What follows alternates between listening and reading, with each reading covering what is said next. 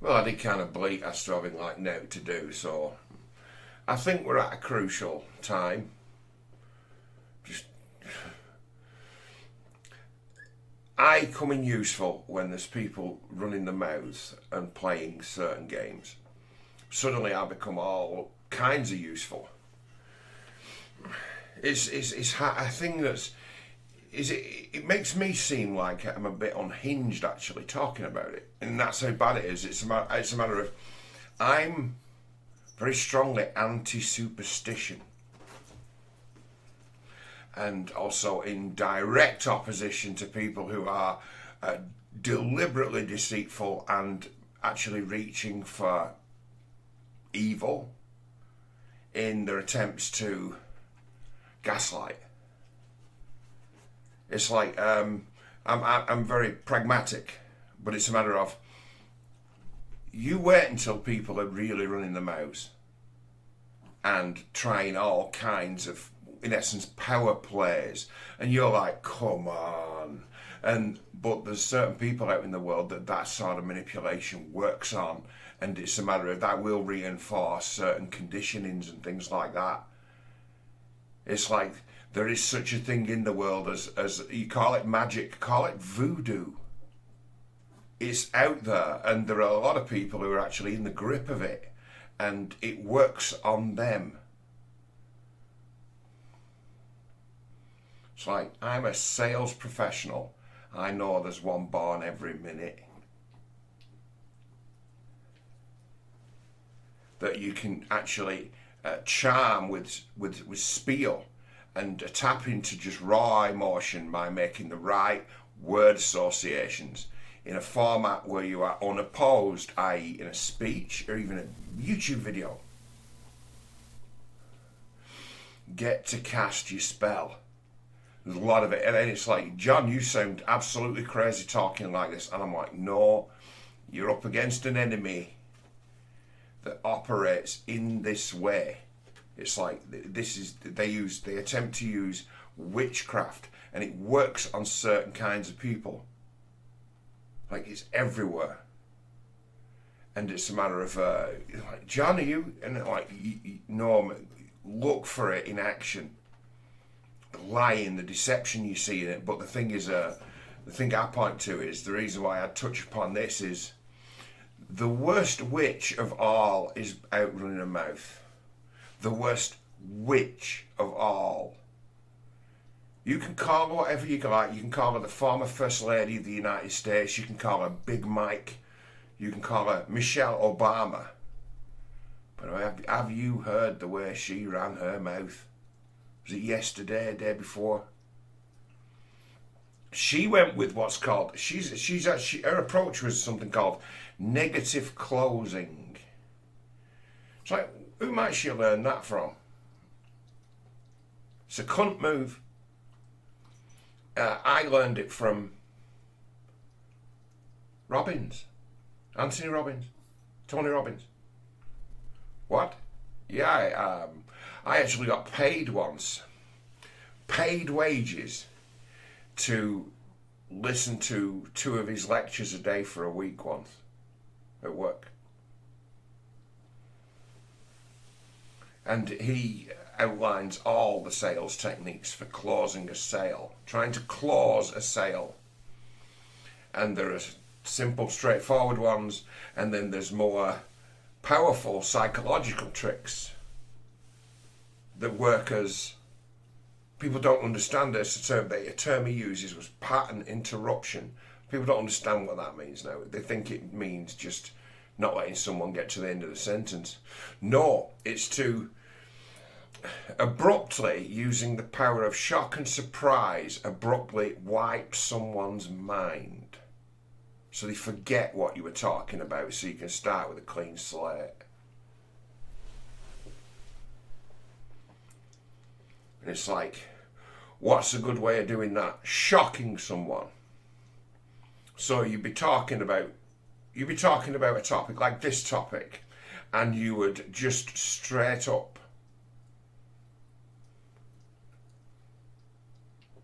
say to someone out of the blue, Would you kick a puppy to death for £1,000? And they, what? Just curious.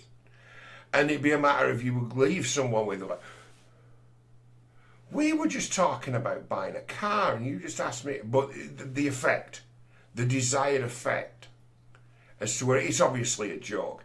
But it's got to be something shocking for it to really work.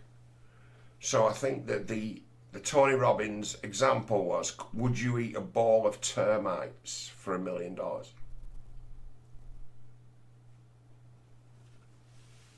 Just straight out of the blue as a question to ask someone just to fuck with their head just in that moment. So what went on before, in the few minutes before,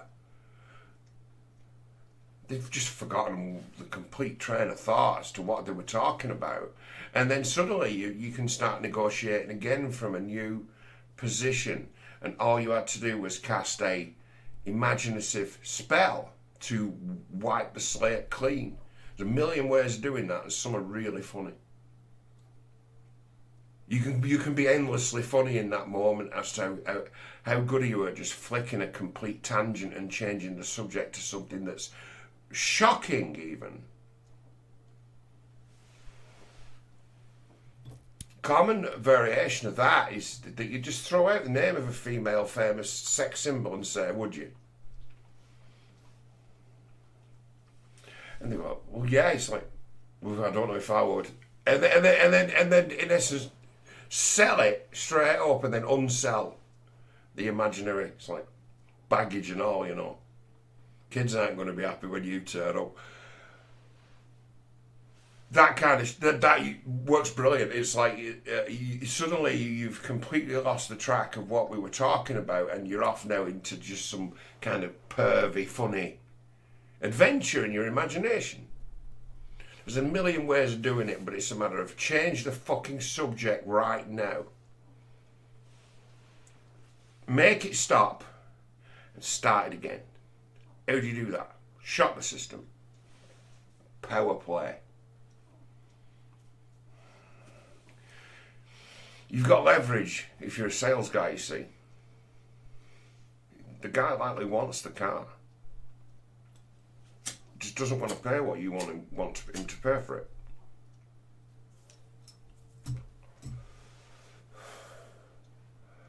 You either need to push him over the edge to fucking buy it, or you need to find out absolutely how much he can afford. Because I can't afford it is a... You've lost when he says, I can't afford it. Game over.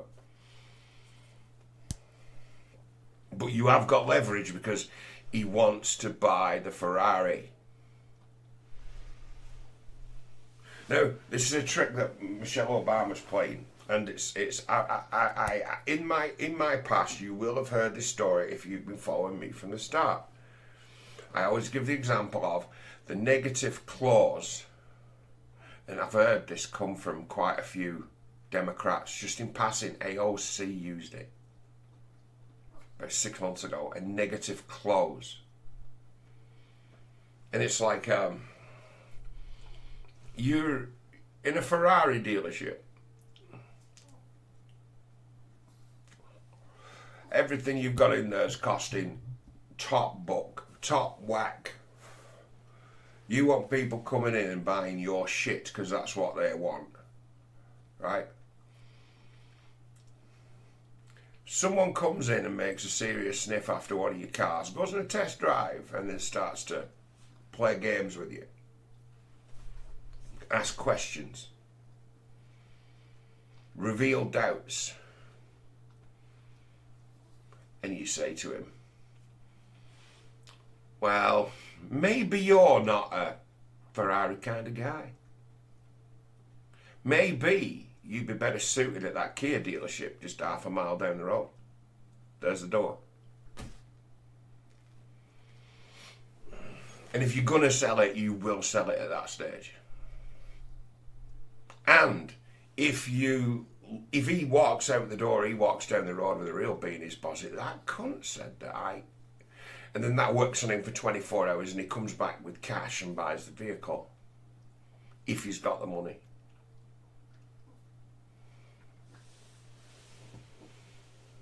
go after his identity. Maybe you'd be better suited in a Kia. Have you seen the latest range of Hyundai? That's what you do.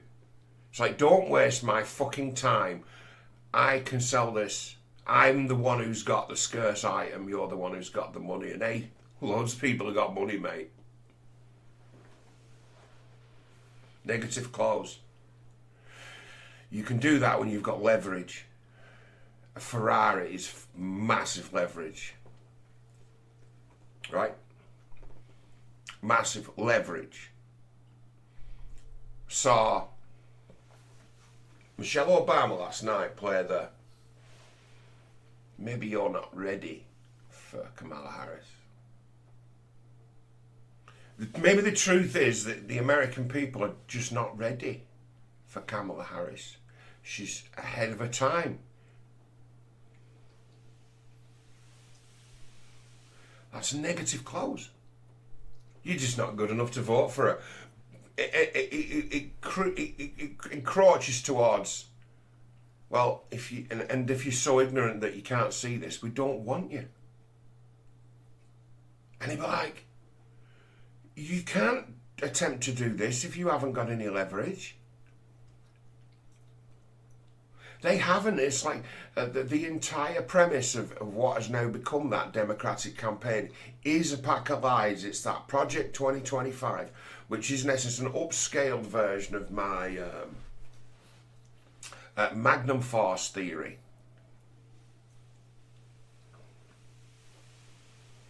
Where in rumours of superstitious people who are in communities or groups of superstitious people who also always happen to be, as well as that, self-absorbed, narcissistic. The two go hand in hand, superstitious. Starting rumours that,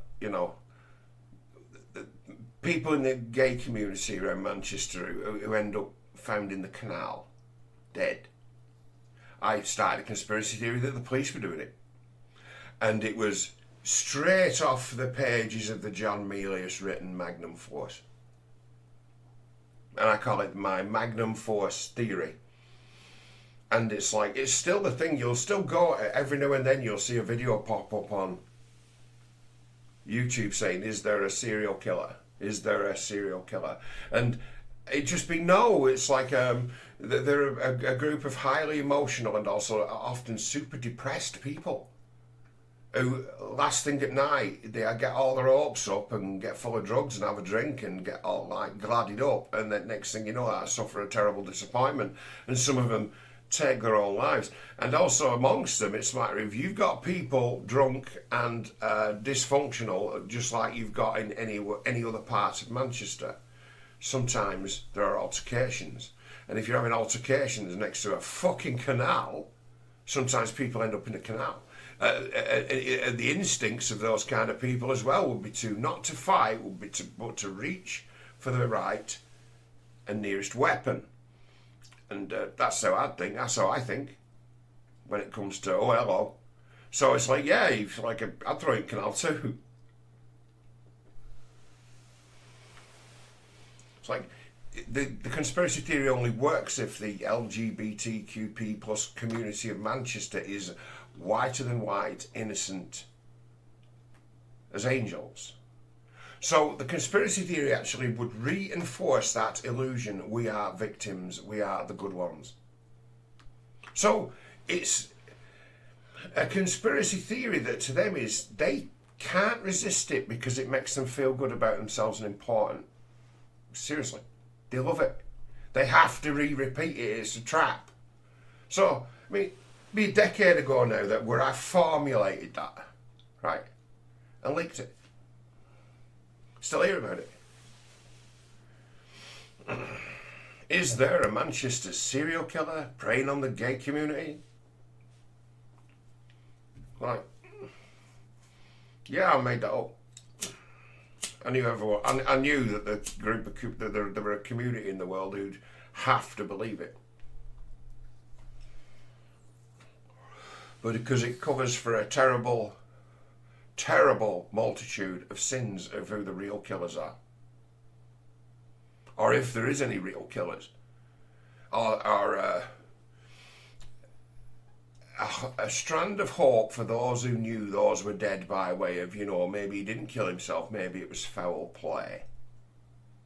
And then in that, they don't have to face the fact that they've in essence, they would see themselves to have failed, you see, if they'd had a close relative commit suicide. So, the Magnum Force conspiracy theory is a happy answer to a lot of people's problems.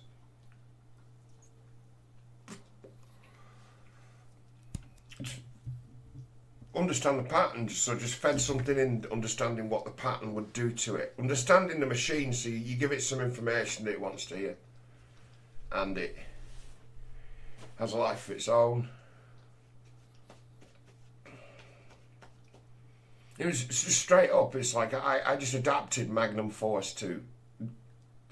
I like John Miles' writing.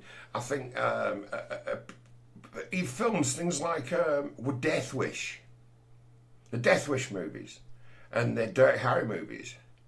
They expose more sort of realistic human wickedness and human behaviour than almost anything else you watch from the 1970s. And people say this is exploitation, this is almost like violence porn, this is a revenge fantasy, and like, no, it's what you're fucking looking at. If you, personally, it's like, I believe it's what you would face if one was to kind of behave like that.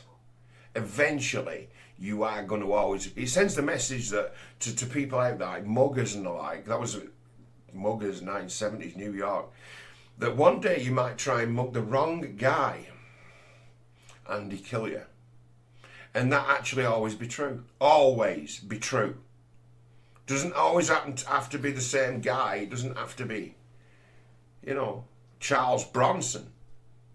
But it'd be a matter of, there's plenty of people out there, who are laying in wait to be that wrong guy. Would absolutely relish the prospect of some scroll trying to mug them. It'd be a matter of, hey, just in this moment of time, it's like I can legally, for about 30 seconds, do whatever I fucking want to you. And I've been wanting to take out my frustrations on someone for a good while. I wouldn't mind giving someone a good beating.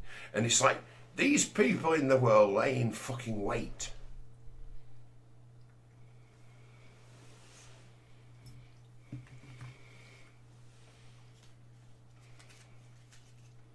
Like that.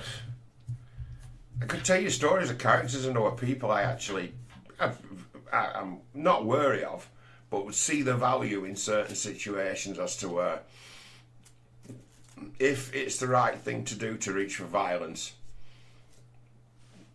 It could be seen as this guy deserves a punch in the face. I know a guy who just do it, bang. As soon as I be thinking it, he could do with a slap. I know a guy who just do it, bang. You stood next to him and you're finding out you can't reason with someone, and then he'd already worked it out and gone smash in the face. It's like, is he a bad guy? No, good as gold. Is he rash, crazy, psychopathic, stupid? None of the above. What does he do for a living? Manager of a big firm. Overseas, I don't know if he's still there, but by the time he was a manager responsible for about 500 people. But if in that moment you showed your teeth, he would smash your face. And it's like, you would only ever find that out if you were behaving like an absolute arse, and you would just suddenly discover, bang, shouldn't have been running my mouth, should I? And it's like, did he ever get in trouble with the police for giving people the odd smash in the face when they were completely like, but needed a smash in the face? No. Why? Because they'd be too afraid that he'd do it again. Because he completely took them out. Sucker punch, surprise, smash, knocked off your chair. And then the tale come out as to why did he do that? And you just tell the tale as was, and it's like, well, yeah, he might have needed a punch in the face. So his punching in the face antics, it's like, well, who did he punch? And it's like, Name of absolute fucking liability arsehole who just the one day ran his mouth to the wrong person. And you're like, oh, well done. There was a situation once in a pub that I went in where I successfully fought to get one of my players allowed to come back in the pub against the landlord.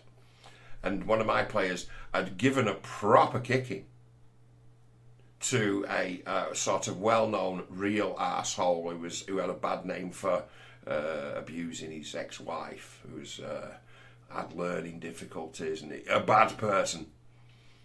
And it's like, there were those who knew that he were a horrible person, and there are those who tried to get to know him. And trying to get to know him was a toxic and kind of dangerous encounter.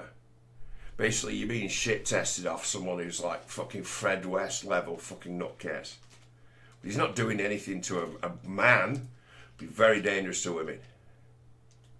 And a scumbag, slimy.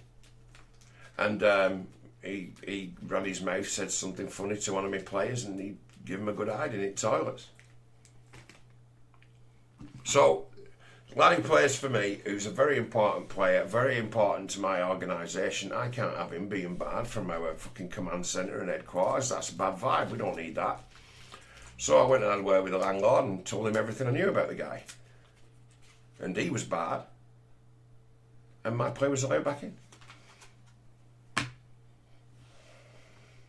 I'm like, right, it's like the word's going to get around this place what happened, right? And just measure it as to where most people will be like, what a fucking result that is. What a good do, what a good lad. And actually watch for people buying, you know, the lad who give out the dished out the beating. Watch out for people wanting to buy him a drink. I mean, it's like that. And it's like, there's a good chance because he got battered and were crying like a baby and right, crying like trying to get sympathy in that. There's a very good chance he'll never come back here, and that's only a good thing because he's only going in there so because he knows his ex-wife who he used to pick on. He's someone who beat his wife so badly she ended up deaf. So it's a matter of you just say. Mention the deaf woman who comes in the pub. Oh yeah. He's her ex-husband. Oh. It's like because you've never seen a case of someone's been really, really badly abused in it. Really.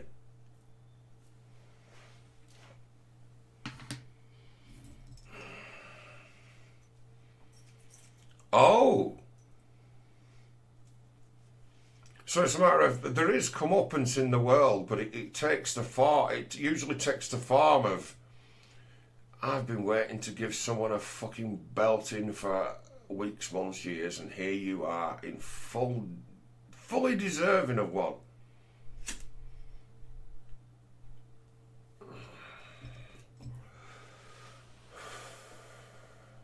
It's like, the world's full of fake people. The world's full of people who are trying to make a good impression on others. There's loads of people out there dishonest. And it's a matter of, sometimes you find out the guy they really are is someone who's like, just drop dead violent. Triggered in the right way, given a certain stimuli, circumstances. We've been taught to abhor violence, right? And some of us, it's a language that we understand. Speak,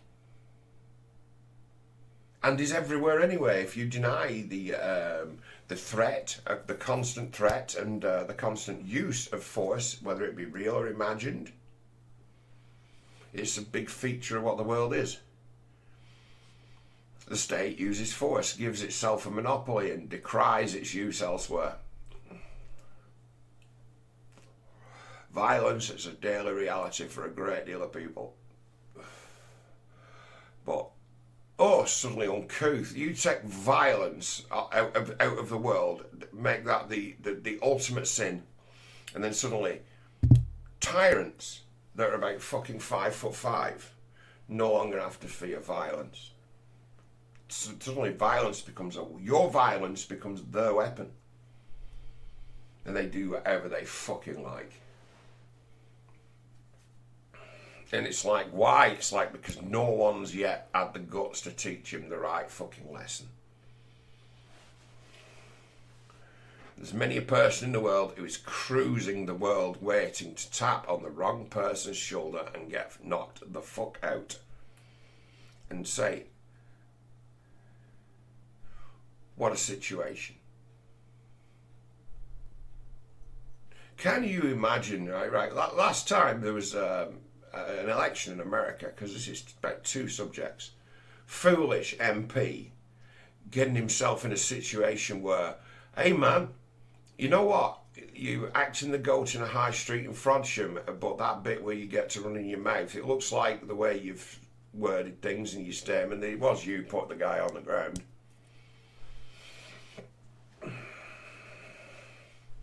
Run in your mouth. You won't threaten the MP again now, will you? And he's like the fucking smallest thing on the road. It's like you'd have to almost reach up to drop something in a fucking bin. See, that's a feature of my prejudice, is I discriminate against people who behave badly and who are midgets, small. I would count you cruelly as a midget if you are a male, if you are anything under 5'7". Basically, have it as to where you to get to meet me and know me would have you understand that physical violence is absolutely, completely out of the fucking question from your end. And you're not going to get any from me either. But if you want to decide that you want to play that way with me, I'm not going to hit you. I'm going to pick you up by your feet and drop you in the local canal.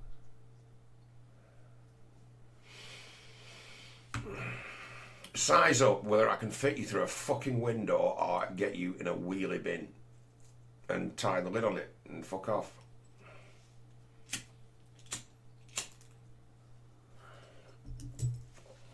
I am that way about it. It's like, to me, say one-to-one, is to notice something quite profound about some people, and it'd be a matter of, he is an absolute bastard. I am sick of him running his mouth, telling lies, fucking scrounging and trying to bully.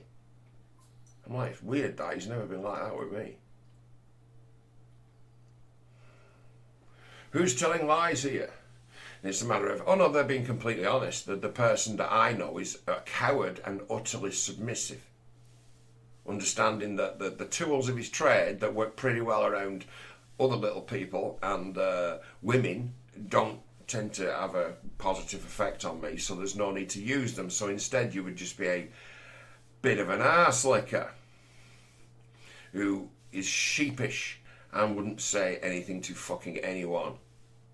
And it'd be a matter of, yeah, my ground game of threatening people and giving them a clip around the ear and frightening them, it's not going to work on you. So when that fails, I have got no other recourse.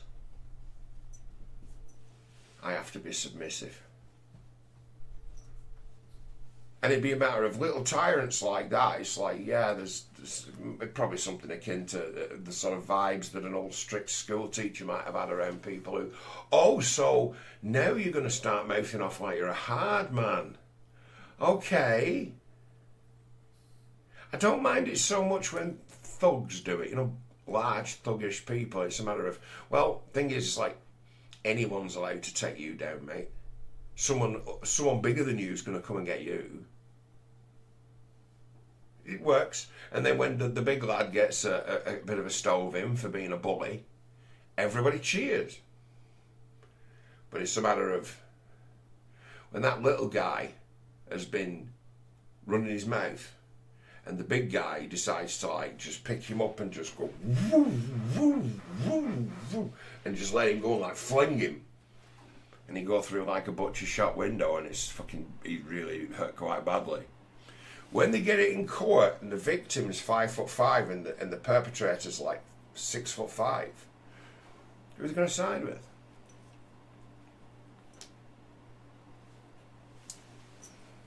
Straight off the bat, there would be no entering a plea of mitigation as to say, this guy threatened my life. An idiot can pull a trigger, so I threw him through a window. No, you're a great big bully. Look at the size of you.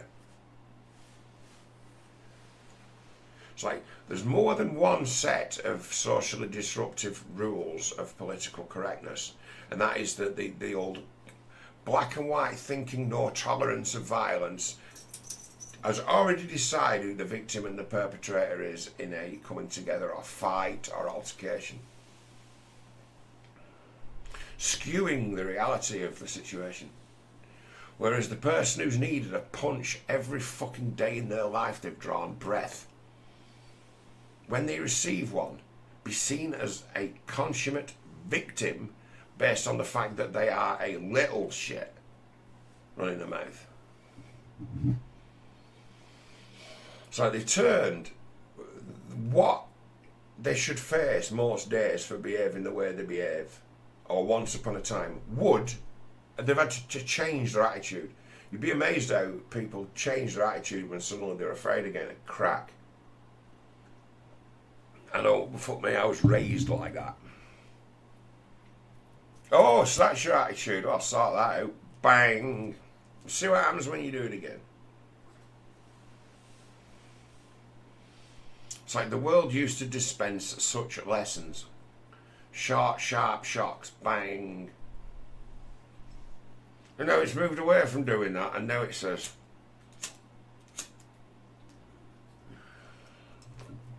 maybe you're just racist.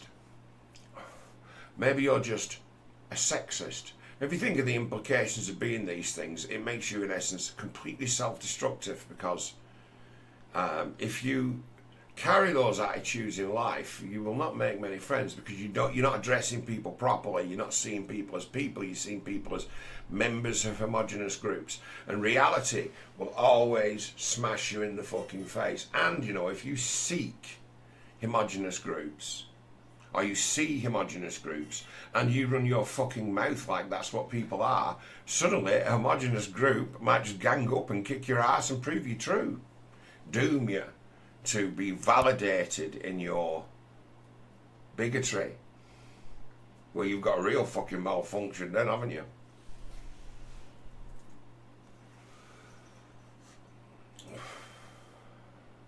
But I see Michelle Obama with her negative clothes. Maybe you're not, maybe you're just not good enough to vote for Kamala. Maybe you're just uneducated, racist, sexist. Maybe you're not really black. Maybe you're not really a member of this community, says the Ivy League educated multimillionaire lawyer. Using a sales technique that's reserved for needy fucking desperate people clinging to something to prove themselves true, like a Ferrari.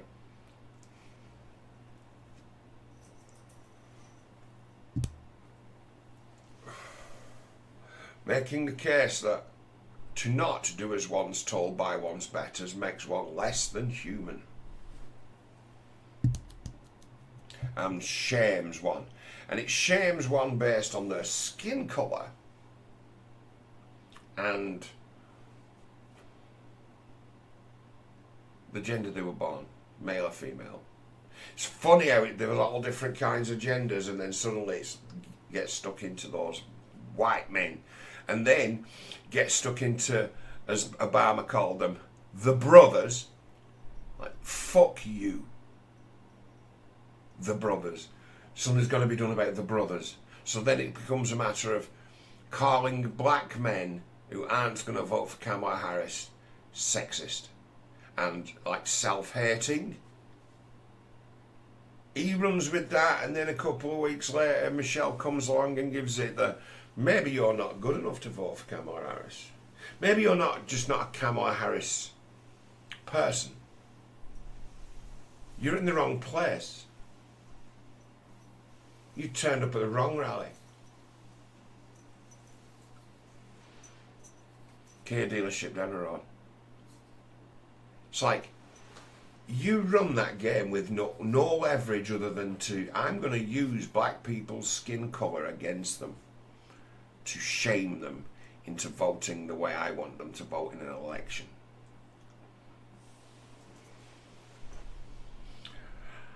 witch trying to manipulate with imagery and sorcery, and it's like she is the worst for it. She's downright evil, Michelle Obama.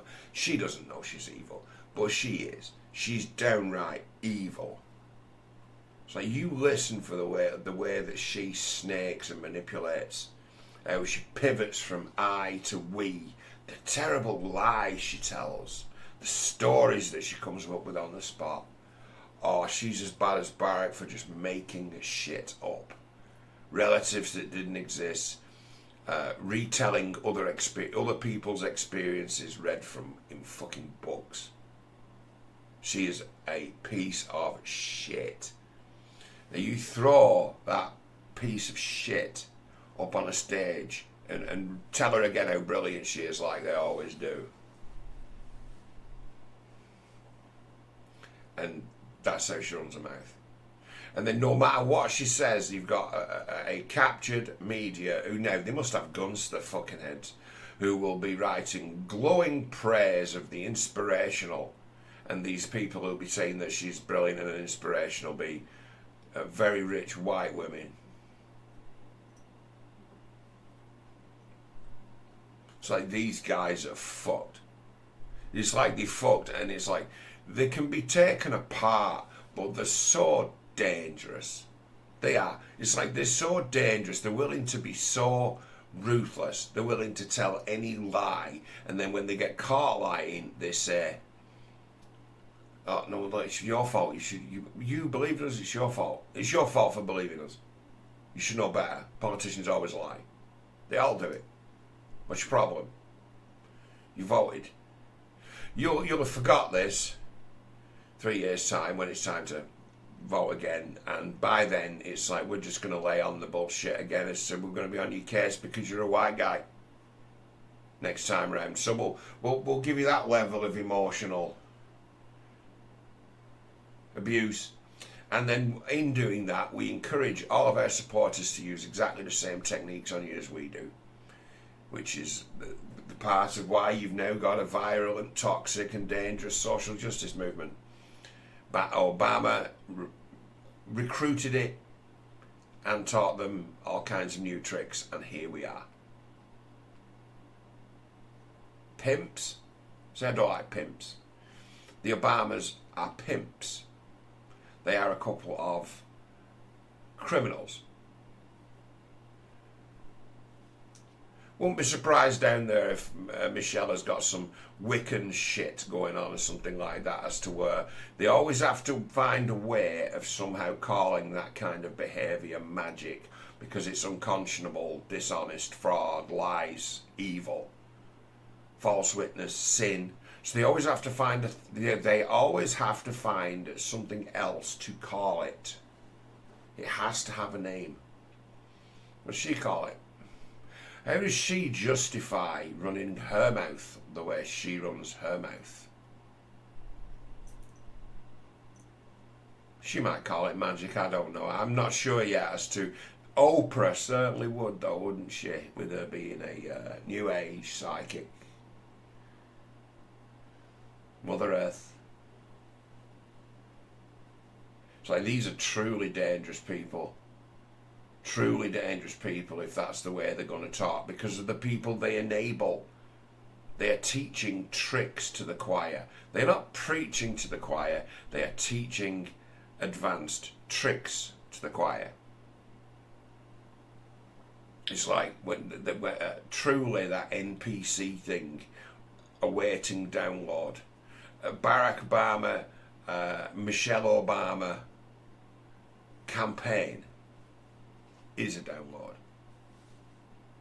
It's also like a loyalty test as well.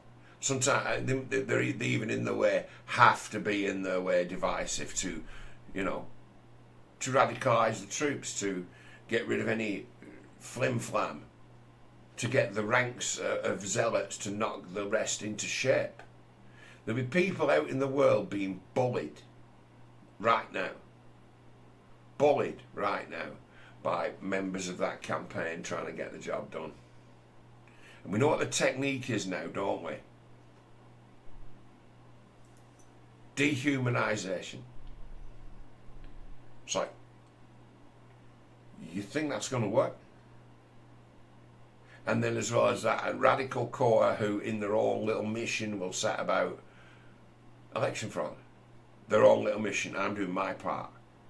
You get enough little people on little missions seeing great big holes in security.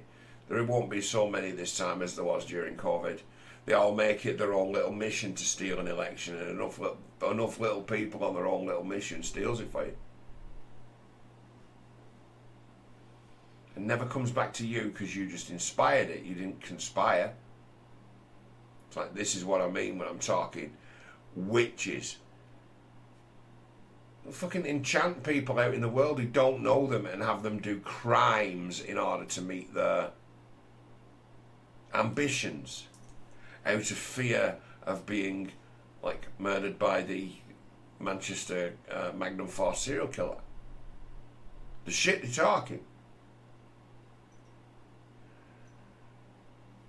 It wasn't so long after I come up with the Magnum Force shit serial killer as to where the RWDS, the Right Wing Death Squad, became legendary amongst the queer folk as to where your lower level idiot leftist politicians talk like that. There'll be right wing death squads. It's like, oh, like in Manchester.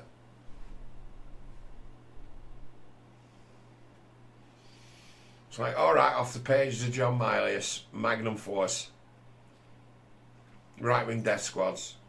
Either the cops are coming to kill you, which is a good one, isn't it? They never caught the killer because it were the cops who killed him and said that he was dead when they arrived at the scene. The bastards. You got communities of people in political circles running their mouth as if that's what the world is now. Seeking power. It's like you're being so far off the pace of what people are capable of. Being a lot better, actually much, much worse than just that. Fuck them, I've had it coming. Who knows? But they say, you've created this world where certain people, we're going to be targeted because of our identity. We're going to be targeted because we black folk. We're going to be targeted, and it's like, who fills their heads with this? Like, rich black folk. White liberals. Who are quite happy to live in massive luxury and wealth and splendour while they self-flagellate for their whiteness and their racism and their unconscious bias and give money to fucking grifters.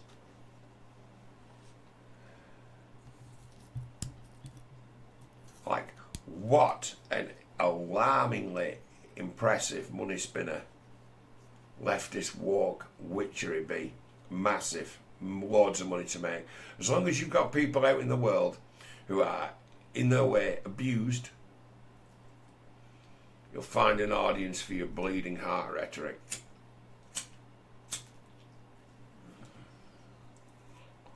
And have all-inclusive, completely flawless in reason, black and white reasons for people's problems. It's men. It's white people. Well, that solves it, doesn't it? If that's all you can think, if that's as good as your thinking gets when you're thinking about anything bigger than yourself and your own situation, quite believable. And also, you've been given a strategy guide you can learn from the Obamas in order to wield that like a fucking sword.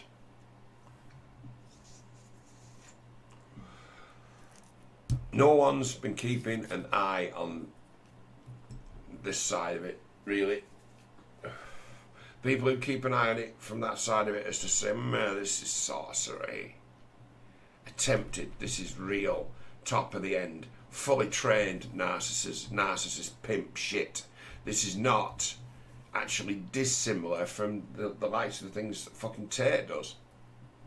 This is just the professional. It's like Tate's an amateur, and it's like this is how the rich people do it. This is how the rich people play Pied Piper. One's just telling people what they want to hear, and the other one's a little bit more ambitious than that, telling people what they ought to think and feel. Same game.